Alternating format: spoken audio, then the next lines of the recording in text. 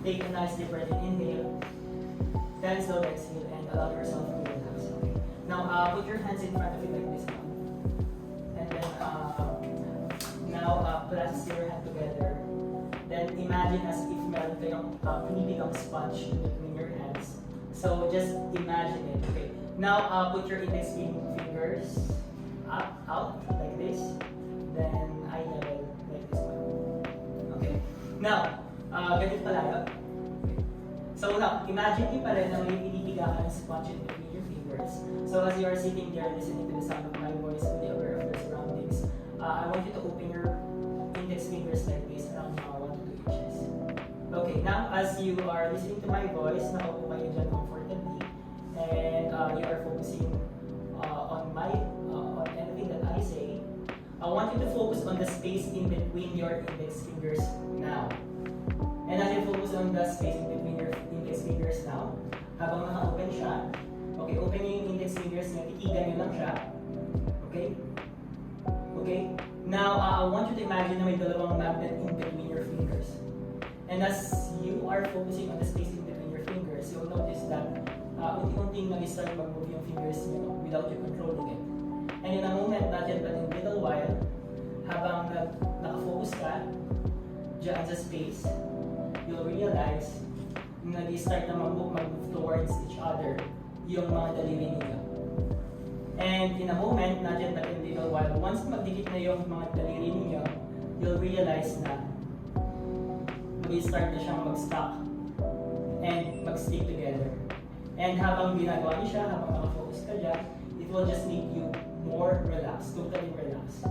Habang nakaupo kayo dyan, nakikinig kayo sa boses ko, and focusing on the space in between your fingers, it simply means that your finger is now starting to feel totally stuck as I come from 5. You'll notice that your finger is starting to move fast.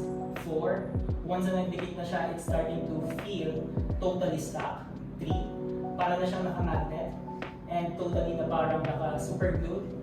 2. And once I reach to 1, I will ask you to unstuck your hand and stuck your fingers.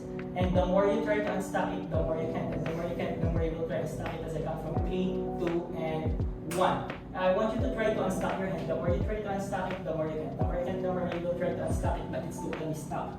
In a moment na you will try to unstuck it, it will feel totally stuck. Hindi nyo na siya maalis. Kahit na anong try nyo, it will be totally stuck.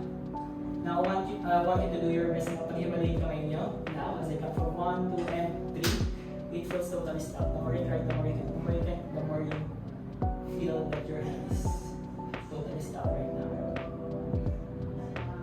Okay? So, sino dito yung na-feel nila sobrang stuck yung hand nila, hindi nagpagalaw? Sasayaw. So, try to unstuck it. How about you? Hindi mo rin mga unstuck. How about yours? Okay, so how about you? Try mo i-unstuck yung hand mo. The more you try to unstuck it, the more it feels totally stuck. How about you, Anne?